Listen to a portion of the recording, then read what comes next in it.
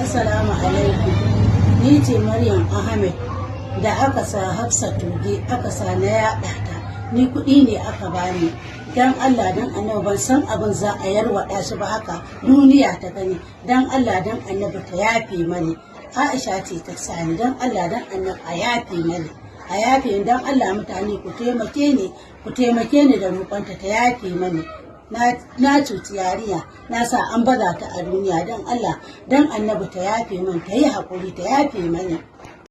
Abu na farko dai wannan ba babar yarinya ba ce, that's the first abu.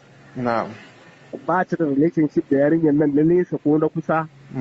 Matsala ya faru, wato tana da issue da wasu relative ɗinta, suka je suka samu wata mata ta zauna, wata yarinya ce da suke dan rigima akan saurayi.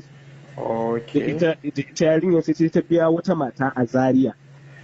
Wannan mata da ta bidiyon wata mata ce a Zaria wadda ce ma an je za a kama ta a gidanta. Na gane. Suka ɗaura tsohuwa ta je ta yi bayani akan ita ce babar ita togen Hafsat da waye kaza. Ba ta santa ba Hafsat, she has no relationship with, ba ta ma taɓa ganin ta. Na gane. Shi ne first. Secondly, maganar aure tana da shi ko ba ta da shi, aure rigima suke da mijinta. An musu kulki a kotu. Akwai balance na kuɗi da bata bayar ba.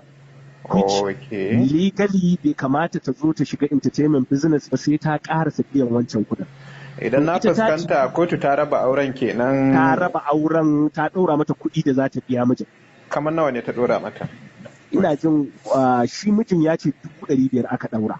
Ok, 500,000. Exact amount 500,000 ce ta bashi. Ok, na. Shi abin da mijin ya faɗi kenan.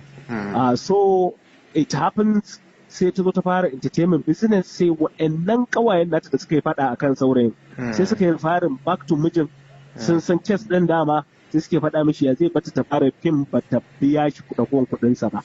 Saboda haka za su tura wa wani irin yara 'yan kanu da 'yan jarida ya sa labarin akan tana da aure. Na gane. This is what happened. Ita 'yar wannan gari ce? Ita 'yar Katsina ce. Ok, yanzu haka tana Katsina ko tana wani waje? Tana Kano yanzu a zaune, tana gidan wata kaman yar babarta haka. Yar babarta ce wacce take zaune a garin nan. So what happened? Na'am? Yar baban nata ne ta gabatar maka da ita koko ita ta gabatar da kanta a gare ka? Ai already Hafsa ta fara fim before na sata a cikin AMARYAR TikTok. Ta yi fim kusan guda 4. Akwai mayafin sharra a ciki. Akwai dai wasu fina-finan da ni ban san su ba, ta fara. So ba wai akan AMARYAR TikTok ta fara fim din. That is the first point. Secondly, tana da register. She's a registered artist, ba wai sama ta ka aka sata ba. To mu kuma a matsayin mu na company, idan ka zo da wa'annan registers din.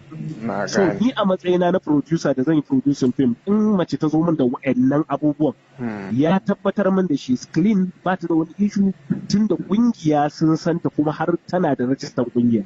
So alhakin kungiya ne su bincike akan tana da aure ko ba ta da shi, a iyayenta sun yi ta yi film ko ba ta yi ba, yana cikin form din da take cikawa a matsayin ta na artist. Na gane. Wannan shi ne in boldi, wannan shi ne labarin abin da ya faru.